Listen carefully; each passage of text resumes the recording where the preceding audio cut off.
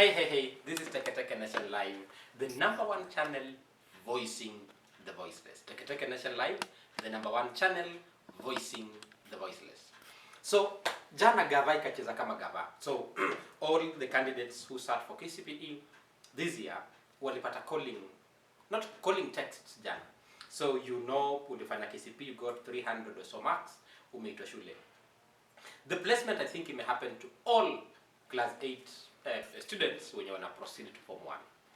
But parents are crying all over that the schools they have been allocated, they're not the schools the kids had applied for.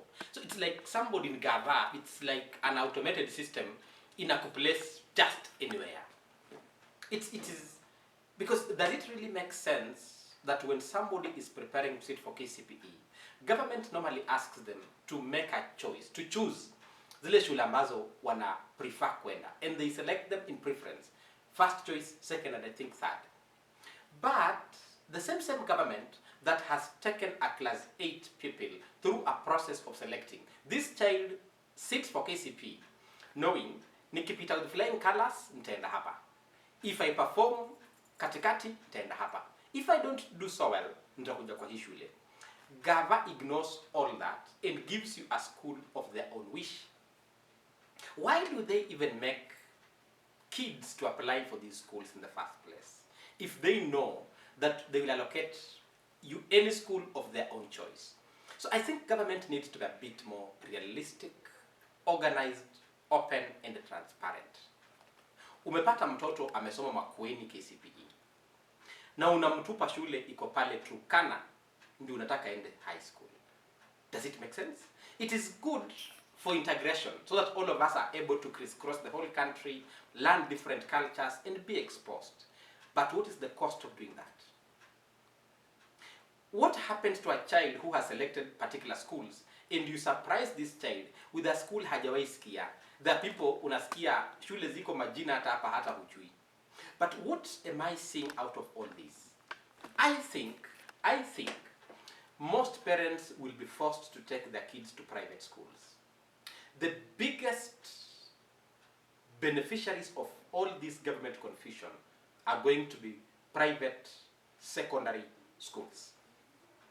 People who have invested in private secondary schools are going to benefit a lot because one, they have the infrastructure. Two, they are a bit more organized. And parents want the best for their children. So if I'm a parent based in Nairobi, based in Nakuru, or whichever county, if my child has been called to another county that is too far from where I am, what that parent will do, they will look for an alternative secondary school within their location where they can easily access. The reach is reasonable. And then opt to take their kids to those schools. I think Gava inachoma. There was a time when people loved to go to, the alliance of this world, this big, the stars of this world. But now, it's becoming very complicated. And for you to get a chance in a public school that your child has not been called to, lazima utoe kitu. It's a time for principals now to harvest. There are principals even who want 100,000, 50,000 before they allocate your child space in their schools. In short, they are selling those spaces.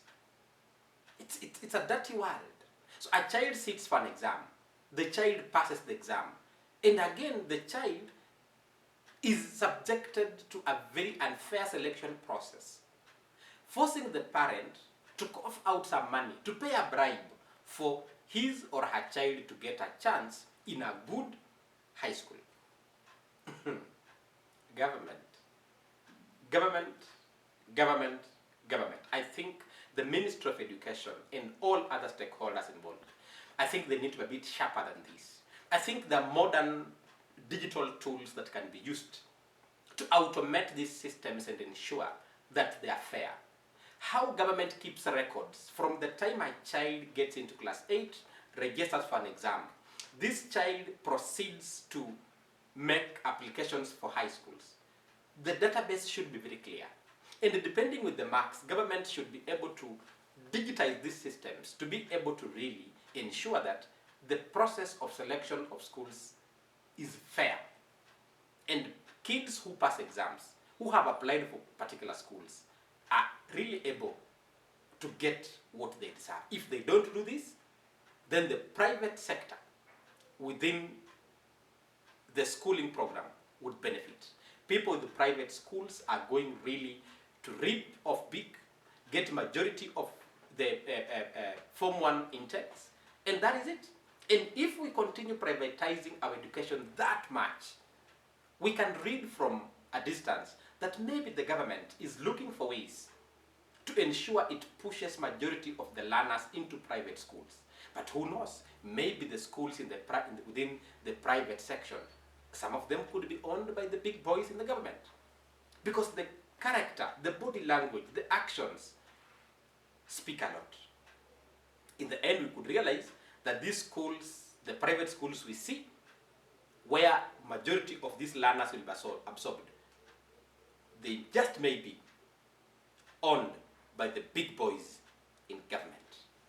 If you haven't subscribed to our YouTube channel, I urge you to support us by subscribing on our YouTube channel, Teke Teke Nation Live.